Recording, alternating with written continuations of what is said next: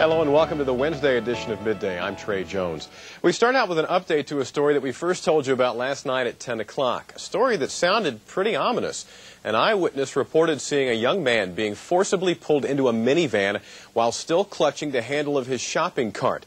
Sure are handy, but as a lot of people are finding out, it's not the kind of purchase you want to put off when a big storm hits. So we went shopping today to find out if there were any snow throwers left to be had in the metro. But even after WOWT's towers survived the collapse of the nearby tower of Channel 7, engineer Jay Nix still had the storms from Saturday night to worry about. And he says there was a real concern that the Channel 6 tower could have ended up like this. What did you find out about that? Well, Brian, that's right. There were no smoke detectors in the home, according to fire officials. But the fire chief told me at this point it's impossible to determine whether that would have allowed Gloria Ruckman to survive this fire. Either you have one or you wish you had one.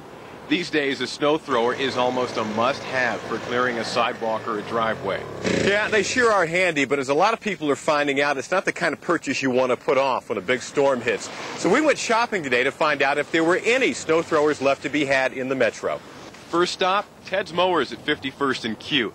And Ted's got bad news for us. Almost nothing is left. That's right. And the factories are all out. The distributors are out. We got a standing order. We'll take anything they can find. In fact, all that is left at Ted's is a reconditioned Toro, a big 11-horsepower, 32-inch model. It's because it's too big for most people to use. Oh, it'll go in probably the next couple hours.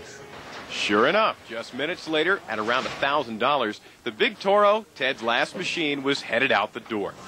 Next up, Lowe's on 72nd Street. The old standby, the old shovel. And what's that going to run? It'll run you $18.99. Okay. Otherwise, we set you up with a front-end snow thrower, 2-stage. Tractor and all, you're looking at about $3,400. That kind of price tag may make us opt for the shovel, but we get a hot tip. So we checked out Little Engines on North 90th. Jackpot. A fresh shipment of 25 new throwers in just this morning. But by 11 o'clock, only 5 of those $500 blowers were left. So look hard enough, and you might find that snow thrower to help you deal with what Mother Nature's left behind. But when you do, don't hesitate. First come, first serve, you know. Money talks and crying walks. Plain and simple. With photographer Mike Plews, Trey Jones, Channel 6 News.